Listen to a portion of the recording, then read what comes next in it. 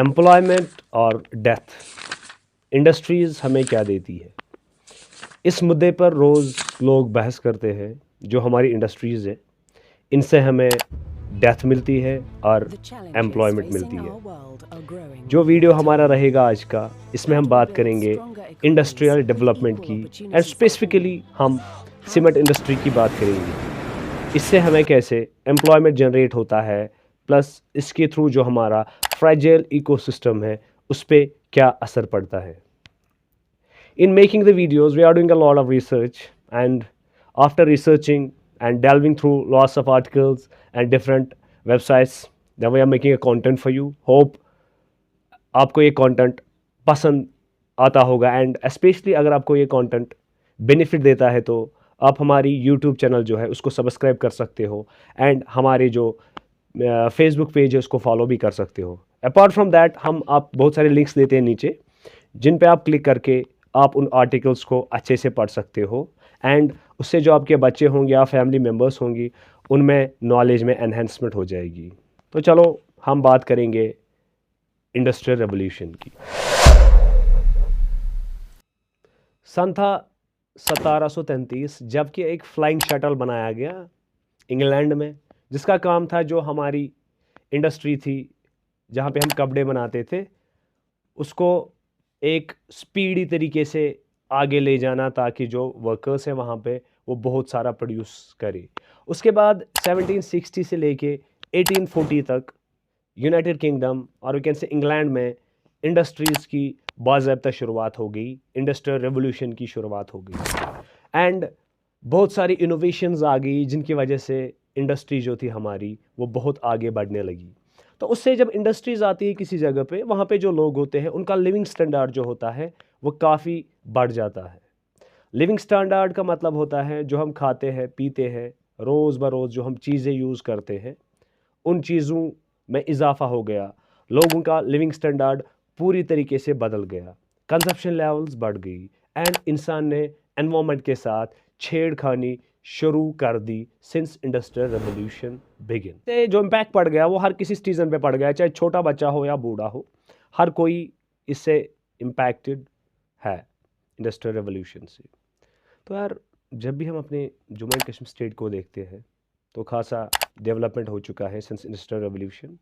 तो यहाँ पे भी बहुत सारी इंडस्ट्रीज़ आ गई, एंड जो JKCL है जिसको हम बोलते हैं जम्मू कश्मीर सीमेंट्स लिमिटेड, उन्होंने 1975 में एक सीमेंट प्लांट एस्टेब्लिश किया खरीब एरिया में, जो कि डिस्ट्रिक्ट पुलवामा में पड़ता है। तो बाज़ाब्ता यहाँ पे सीमेंट प्रोडक्शन की शुरुआत की गई। उससे पहले 1950 बच्चे वन असी योत गई खराब अस सारे यम मे पेशेंट बहुत डॉक्टर पेशेंट सी बहुत डॉक्टर यम बेमार दोह तम जुकाम सास तो हार्ट पेशेंट ये जम्मू एंड कश्मीर मिनरल्स ने वन एक एरिया था जो भी पुलवामा डिस्ट्रिक्ट में पड़ता है, वहाँ पे एक सीमेंट फैक्ट्री की शुरुआत की थी। जो सीमेंट फैक्ट्री थी वो सारी जर्मन टेक्नोलॉजी पे बेस्ड थी। तो यहाँ पे मैं आपको एक फैक्ट बोलूँगा, दुनिया में सबसे ज़्यादा जो कंज्यूम करने वाली चीज़ है वो है पानी। उसके बाद जो सबसे ज़्यादा हम कंज्यूम करते हैं that's concrete. After water the more consumable commodity on the earth is concrete. Every time you can see every nook and corner जो हमारी अर्थ का है इट्स फिल्ड विथ कंक्रीट। तो सीमेंट प्रोडक्शन जो है कैसे होती है, इसमें क्या फेजेस होते हैं? जब भी हम सीमेंट प्रोडक्शन की बात करते हैं इसमें पहला स्टेप जो आता है that is extraction of raw material. हमें पहले रॉ मटेरियल एक्सट्रैक्ट करना पड़ता है। जब भी हम रॉ मटेरियल एक्सट्रैक्ट करते हैं उस एक्सट्रैक्शन में हम एनवायरनमेंट के साथ इंटरेक्ट करते हैं। दूसरी है हमारे पास grinding and blending of this raw material. फिर है तीसरी, उसको हम बोलते हैं प्री हीटर फेज़। फिर आता है चौथा फेज़ जिसको हम क्लन फेज़ कहते हैं। फिर आता है पांचवा फेज़ जिसको हम कूलिंग एंड ग्राइंडिंग फेज़ कहते हैं। देन लास्ट में आता है packing and shipping of the cement. The big question is why we have established, why we have set up industries in the Zevan Khonmo Crew Belt, because this area is specifically embedded with limestone। वहाँ पे आपको limestone मिलेगा, that's why हमने वहाँ पे cement industry की शुरुआत की। जब भी हम किसी जगह पे इंडस्ट्री को एस्टैब्लिश करते हैं, हम वहाँ पे एग्लोमरेशन फैक्टर्स देखते हैं। ऐसे फैक्टर्स जो इंडस्ट्री को अपनी ओर खींचते हैं, उसमें आता है रॉ मटेरियल, उसमें आता है हमारा पानी, उसमें आता है हमारा ट्रांसपोर्ट, उसमें आता है हमारा infrastructure, that's better roads, electricity and cheap labour. तो सीमेंट इंडस्ट्री को ये सारी चीज़ें अवेलेबल थी उस एरिया में, that's why Jammu and Kashmir में सीमेंट प्रोडक्शन की बूम हो रही है। अगर हम इंडिया की बात करेंगे, इंडिया में हम देख रहे हैं अभी 3.1 बिलियन टन्स जो सीमेंट है उसकी डिमांड होगी 2032 में। तो ये हमने एक आर्टिकल में देखा जो हम आपकी स्क्रीन पे भी ला रहे हैं। तो सीमेंट प्रोडक्शन जो है इसकी बूम हो रही है। एक्चुअली कंस्ट्रक्शन जो है वो दिन ब दिन बढ़ता जा रहा है। तो अगला जो पार्ट रहेगा वीडियो का उसमें हम देखेंगे एनवायरमेंटल कॉन्सिक्वेंसेस क्या है इसके। अनडाउटली ये हमें बहुत ज़्यादा जॉब्स प्रोवाइड करता है, क्योंकि जो सीमेंट इंडस्ट्री है इसमें आप डायरेक्टली काम कर सकते हो। कोई होता है एक्सट्रैक्शन ऑफ रॉ मटेरियल के साथ एसोसिएटेड, वहाँ पे एज ए लेबर काम करता है। दूसरा फैक्ट्री के अंदर काम करता है। तीसरा जो होता है वो इस रॉ मटेरियल को, सीमेंट प्रोडक्शन को कैरी करता है and he works in the logistic, जैसे ट्रांसपोर्ट सेक्टर में वो काम करता है as a driver, as a transport company होती है उसकी, वो भी इससे बहुत ज़्यादा पैसे कमा सकता है। तो इसका कंट्रीब्यूशन है हमारे जीएसडीपी में, ग्रॉस स्टेट डोमेस्टिक प्रोडक्ट, और we can say at the national level इसका बहुत ज़्यादा कंट्रीब्यूशन है हमारे जीडीपी में, ग्रॉस डोमेस्टिक प्रोडक्ट में। इट प्रोवाइड्स एम्प्लॉयमेंट अनडाउटली, लेकिन इसके साथ साथ ये हमारे माहौल को भी ख़राब कर रहा है। तो इस पार्ट में हम देखेंगे how it impacts our environment, how it is destroying our fragile ecosystem. According to MS Cement Sector Report, share of cement production at the global level is 8.29% of India। अगर हम इसको कंपेयर करेंगे, सबसे ज़्यादा जो है वो चाइना का है। अगर आप इस पाई चार्ट को गौर से देखोगे तो इस पाई चार्ट के मुताबिक आप देख सकते हो सेक्टर वाइज जो डिमांड है सीमेंट की वो कितनी है, किस सेक्टर में ज़्यादा है। तो यहाँ पे आप देख सकते हो इंफ्रास्ट्रक्चर जो है दैट्स 24%। इसके अलावा हमारे और सेक्टर्स हैं जिनसे सीमेंट की डिमांड हो रही है। तो हम इस इंडस्ट्री को बंद नहीं कर सकते, हम इस इंडस्ट्री को ताला नहीं लगा सकते, क्योंकि ये इंडस्ट्री हमें एम्प्लॉयमेंट प्रोवाइड करती है। हमारे जीडीपी में इसका बहुत ज़्यादा रोल है। जो हमारा एयर क्वालिटी इंडेक्स है, according to air quality index we are using a method that's called gravimetric method, जिससे हम इंडस्ट्रियल एरिया है जो आपकी स्क्रीन पे दिख रहा होगा, जो हमारा क्रीव एरिया है या जो इसके आसपास एरियाज़ हैं, जब भी हमने वहाँ से डेटा कलेक्ट किया PM10 यानी कि पार्टिकुलेट मैटर 10, उसके जो हमने डेटा कलेक्ट किया, उसके सैम्पल्स रिसीव किए, तो ये हमेशा रहा है much higher than normal levels. यीज हालात खराब, बच्चे छु नेरान योर ास तमिस डॉक्टरस निश निमोन तमिस छत इत नबर नेरन सती तमिस छत गमस खराब।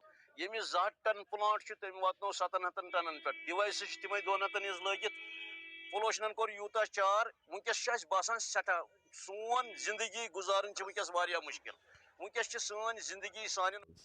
तो इससे आपको पता चल सकता है जो हमारी इंडस्ट्रीज़ है ये कितने प्ल्यूटेंट्स, स्पेशली कार्बन जो है, कार्बन एमिशंस या हम कह सकते हैं जो अदर प्ल्यूटेंट्स हैं जो हमारे एनवायरनमेंट में आते हैं, कितना ज़्यादा डिस्चार्ज करते हैं, जिस वजह से जो वहाँ पे लोग रहते हैं उन पे कितना असर पड़ रहा है।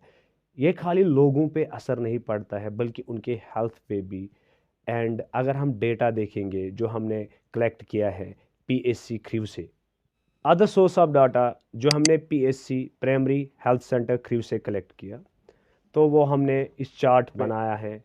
इस डेटा के मुताबिक आप देख सकते हो जो भी 2019 एंड 2020 का डेटा है, इसके मुताबिक गैस्ट्रो एंट्राइटिस जो था, नंबर ऑफ़ केसेस जो आए वो 1380 आए थे हॉस्पिटल में।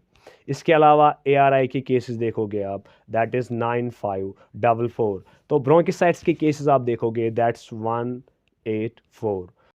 तो ऐसे आपको पता चलेगा जो वहाँ का एयर है, इन एरियाज़ का एयर है जहाँ पे सीमेंट इंडस्ट्री लोकेटेड होती है, खासा प्रदूषित होता है, बहुत ज़्यादा हानिकारक होता है इंसानों के लिए। तो आपके पास हम और एक डेटा लाएंगे in the form of pie chart. आप इस पाई चार्ट को गौर से देखो तो इस पाई चार्ट के थ्रू भी आपको पता चलेगा कौन से टाइप के पेशेंट्स ने इस हॉस्पिटल में विज़िट किया एंड कौन से रीजंस थे। And you should know the fact कि जो हॉस्पिटल विज़िट करते हैं वाइडली उनके पास तो इनकम लेवल बहुत लो होती है या वो उस टाइम घर में होते हैं। अपार्ट फ्रॉम दैट जो भी डेटा है अगर हम देखेंगे उसको, इसके अलावा बहुत सारे जो लोग रहते हैं उस वैसिनिटी में आसपास के एरियाज़ में, they are having so many types of diseases which are directly or indirectly related to environmental or we can say air pollution। अगर हम वाटर क्वालिटी को देखेंगे उस एरिया में, वो भी बहुत ज़्यादा डेट्रॉइटेड है एंड जो भी वाटर रिसोर्सेज है वो भी बहुत ज़्यादा पोल्यूट हो गए हैं। हम ब्लेम नहीं कर सकते ये खाली जो सीमेंट डस्ट है या बाकी जो पोल्यूटेंट्स है उनकी वजह से हो गया, बल्कि जो ह्यूमन इंटरफियरेंस हो गया उन वाटर बॉडीज़ के साथ, उस वजह से भी वो बहुत ज़्यादा पोल्यूट हो गई। क्योंकि ये जो एरिया था it was known for the springs, unfortunately हम उन स्प्रिंग्स को नहीं देख पा रहे हैं। इसमें एक्चुअली जो हमारा लिविंग स्टैंडर्ड चेंज हो गया ड्यू टू इंडस्ट्रीज़, हमने इनको भी पोल्यूट करना स्टार्ट कर दिया इनडिस्क्रिमिनेटली एंड जो वहाँ पे इकोसिस्टम्स होते थे इन फ्रेजाइल एरियाज़ में, स्पेशली एक्वेटिक इकोसिस्टम, वो सारा बर्बाद हो गया। और एक इम्पॉर्टेंट फैक्ट है, जो एरिया पड़ता है इसके आसपास करेवास पड़ते हैं, they are famous for the saffron cultivation, जो कि एक स्पाइस होता है, हाई क्वालिटी स्पाइस जिसका प्राइस बहुत ज़्यादा होता है। ये एक टाइप का कैश क्रॉप होता है, लेकिन अनफॉर्चुनेटली जो वहाँ पे आसपास जो इंडस्ट्रीज़ पड़ गई उस वजह से जो ये सैफरन कल्टिवेशन है इसको बहुत ज़्यादा इसकी प्रोडक्टिविटी कम हो गई है। हमें कह सकते हैं कि यह अब पैदा ही नहीं होता है उन एरियाज़ में ड्यू टू इंडस्ट्रियल रेवोल्यूशन, जिसके इम्पैक्ट्स उन एरियाज़ पे पड़ गए। उस वजह से ये स्पाइसेस जो है सैफरन ये गायब भी हो गया। बिग थिंग इज़ दैट जो हमारा यूनाइटेड नेशंस है जिन्होंने SDGs बनाए हैं, सस्टेनेबल डेवलपमेंट गोल्स, जो हमारा गोल 15 है that's life on the land, according to that goal जो भी लाइफ रहती है ज़मीन पे, वेदर टेरेस्ट्रियल और जो पानी में रहते हैं एक्वेटिक और जो एयर में रहते हैं एरियल, उन सारी स्पीशीज़ की देखभाल करना हमारा फ़र्ज़ बनता है। जो भी हम इंडस्ट्रीज़ किसी भी जगह पे एस्टेब्लिश करते हैं तो हमें अपने दिमाग में ये बात रखनी ज़रूरी है कि हम उन टेक्नोलॉजीज़ का यूज़ करें जो ग्रीन टेक्नोलॉजी हो एंड हम ऐसी टेक्निक का यूज़ करें जिससे कम से कम पोल्यूटेंट्स डिस्चार्ज हो एयर में एंड जो वहाँ पे वाटर रिसोर्स होते हैं। क्योंकि जो हमारा एनवायरनमेंट होता है ये हमारी लाइफ है। Until and unless we can't keep the sustainable development, तो जो हमारा ग्रोथ है वो हो सकता है बट अनफॉर्चुनेटली डेवलपमेंट कभी भी नहीं हो सकता। हम इसको कभी डेवलपमेंट नहीं कहेंगे। हमारे पास अच्छी सड़कें रहेंगी, हमारे पास बड़े घर होंगे, हमारे पास बड़ी बड़ी गाड़ियाँ होंगी, हमारे पास लैपटॉप्स होंगे, टेक्नोलॉजी होंगी, लेकिन जो हम एयर इनहेल करते हैं उसकी क्वालिटी ख़राब हो, जो हम पानी पीते हैं उसकी क्वालिटी बहुत ही ज़्यादा ख़राब हो, जो हम लैंड में क्रॉप्स प्रोड्यूस करते हैं उनकी क्वालिटी ठीक ना हो। होप कि जो हम इस एनवायरनमेंट में रहते हैं, इस एरिया में रहते हैं, जो एरिया हमें अल्लाह ने दिया है, जो एरिया हमें भगवान ने दिया है, जिसको हम अर्थ कहते हैं, तो always we must keep in mind that it's a duty always, जब भी हम करें तो हम सोच समझ के डिसीजन ले ताकि जो हमारा एनवायरनमेंट हो ये ख़राब ना हो। तो हमेशा हमें एक ही चीज़ सोचनी है, इस धरती ने हमें सब कुछ दिया तो हम इस धरती को क्या दे रहे हैं, हम इस धरती को क्या दे रहे हैं, हम इस धरती को क्या दे रहे हैं। तो hope you will love my stuff. Please subscribe to our channel and share the videos. आप लोगों ने मेरे चैनल को अभी तक सब्सक्राइब क्यों नहीं किया? करो, अभी करो, मैं मारूंगा आपको, मुझे डर नहीं सकते।